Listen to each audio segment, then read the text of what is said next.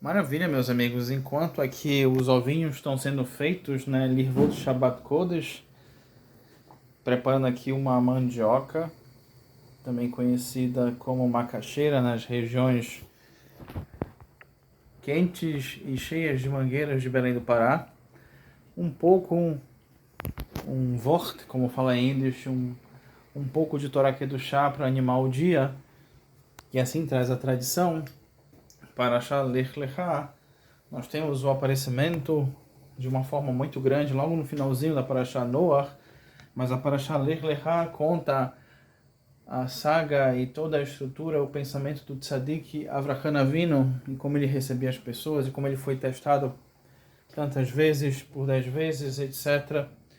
E algo muito bonito cai como um presente para nós. Mas afinal de contas, o que é um presente?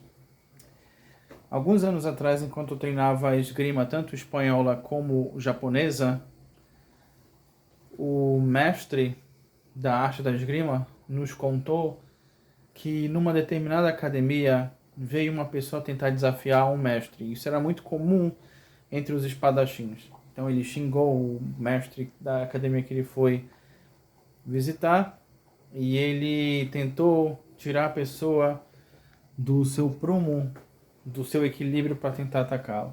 O discípulo daquele mestre ia desembanhar a espada e ia tentar atacá-lo. O mestre segurou a espada dele e falou assim: não ataque, porque às vezes quando uma pessoa vem deixar o presente e você não recebe, com quem fica o presente?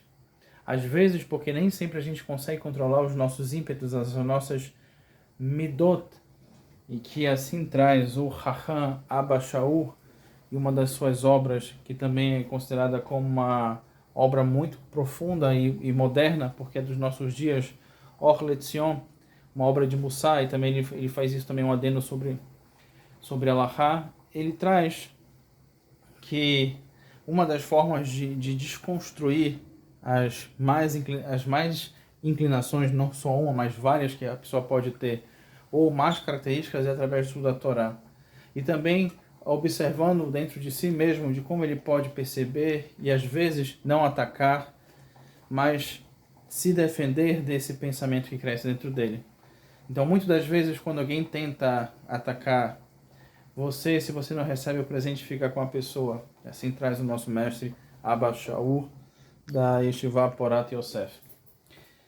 E eu estou com um Siddur aqui, eu vou mostrar para um grande amigo meu, um Hassid de Breslov, o querido Rabino Yosef Stopa. Também estudamos juntos Smicha Yoredea, e comentamos sobre a beleza que há na Hassidut. E eu vou compartilhar com vocês com uma piada, acho que eu já contei anteriormente, mas mais questão de contar porque se torna uh, como uma como um ato contínuo de reestudar, que dentro da tradição nós chamamos de Hazará. Outra coisa importante, lembrem sempre de estar preparando alguma coisa para o Shabat, para ajudar as suas esposas em Lirvot Shabbat Kodesh. Até os nossos mais profundos mestres do Talmud, eles ajudavam a casa em preparação ao Shabat, eles varriam, faziam alguma coisa. Use o ato de assar, de asser, de tasser, de farar, faça alguma coisa, Lirvot Shabbat Kodesh. Então, Satã, ele foi até o Beit Din Celestial reclamar. E lembrando, no judaísmo, diferente de outras filosofias, outras tradições ou religiões, não existe o dualismo, não existe o mal pelo mal e o bem pelo bem. Existe o equilíbrio, existe Deus e existe o equilíbrio em relação a isso.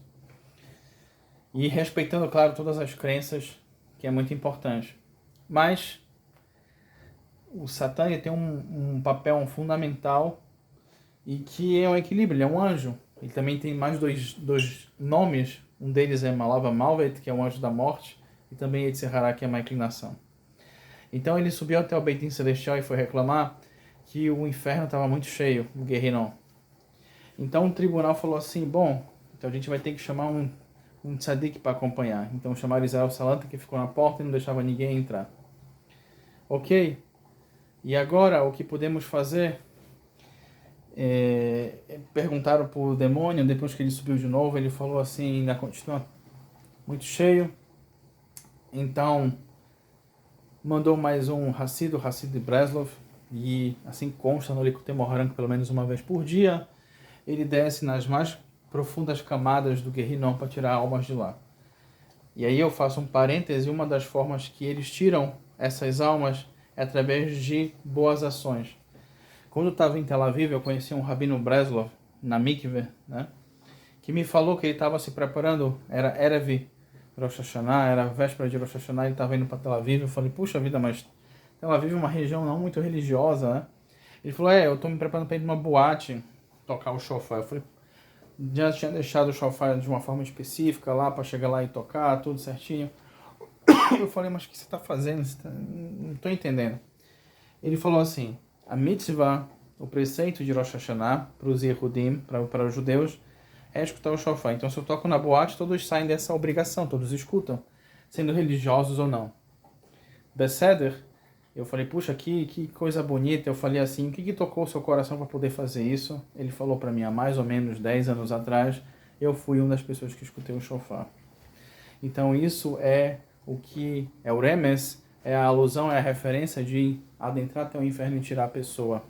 É o chamado, tem uma gravura medieval que coloca uma pessoa pescando dentro de um poço e uma mão segura essa isca e se retira. É aquele que vai nas camadas mais interiores retirar uma pessoa. Esse é o caminho do Hassid.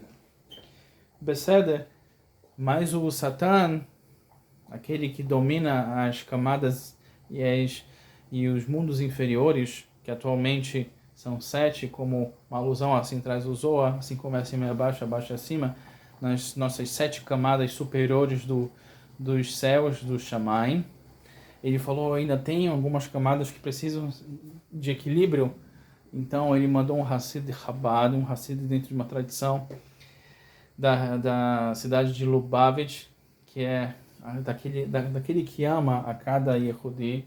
Então ele desceu nessa camada mais inferior, ele viu que tinha 1, 2, 3, 4, 5, 7, tinham 10 judeus. O que ele fez? Ele falou, bom, aqui a gente pode abrir uma sinagoga. O que significa que a gente pode transformar o lugar mais adverso no lugar mais apropriado para a gente receber a santidade. Não se assuste se você está longe de uma comunidade, longe de um pensamento, longe de aprendizado. Não se assuste, caminhe, como traz o mestre Rabbi Nachman de Breslov. O importante é você andar nessa ponte estreitinha com muita emuná. E o Rebbe de Lubavitch fala que quando você faz uma boa ação buscando se conectar à força, se conectar àquilo que é bom, aos preceitos, essa mesma força vai te impulsionar a você se conectar mais ainda ao Criador. E que dessa forma possamos crescer e entender e transformar toda e qualquer reação adversa em santidade. Hoje e sempre, através do bom olhar, do estudo da Torá e de saber que sempre existe um próximo passo.